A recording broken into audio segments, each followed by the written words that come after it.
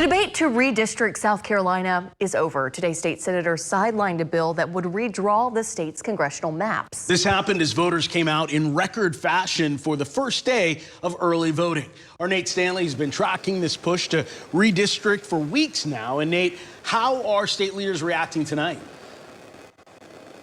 Well, Nigel, that really depends on who you ask. South Carolina Governor Henry McMaster and Attorney General Alan Wilson said that they were disappointed by the vote from the state Senate. However, leaders like the South Carolina Democratic Party chair, as well as the League of Women Voters, the ACLU, say that that vote to stop redistricting was the best thing for South Carolina. Now, that is a vote that has ended weeks-long contentious debate.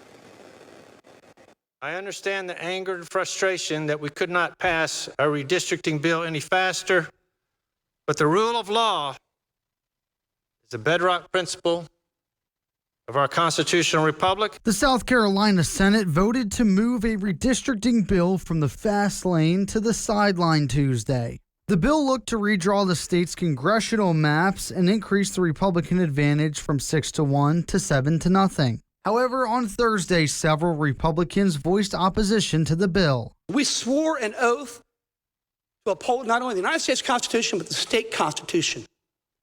If we were to pass this map, I believe we would be abrogating that oath. I sincerely believe that. I sincerely believe that. The bill was the catalyst for a special called session by Governor Henry McMaster starting on May 15th. On Tuesday, the governor said in part, President Trump needs a Republican Congress to continue pursuing conservative policies that make our nation stronger. I am confident that one day South Carolina's congressional delegation will be completely Republican. I am disappointed that day has not yet come. The South Carolina Democratic Party chair, Crystal Spain, said in part, for the past 2 weeks, South Carolinians have stood up and fought for democracy. They waited hours to testify at public hearings, called and wrote their elected officials, and today stood outside in the rain to cast their ballots. The vote came just hours after early voting started for the June primary. Which brings us to the pivotal moment of whether you believe it is wise, whether you believe it is right,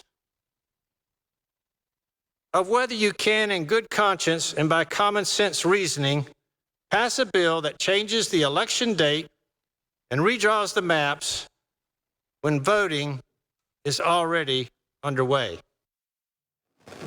And Nate, tonight was debate night for some of the candidates running for South Carolina governor. How are they reacting to all of this? Well, shortly after the vote this afternoon, Attorney General Alan Wilson sent out a statement that read in part that the fight is not over. Lieutenant Governor Pamela Evette also sent out a statement in which she said the South Carolina State Senate failed the people of South Carolina. Now, senators are adjourned until June 10th, where they will be back in session in Columbia. One big thing that the legislature has not passed yet this year is the state's budget. Reporting in the newsroom, Nate Stanley, WYFF News 4.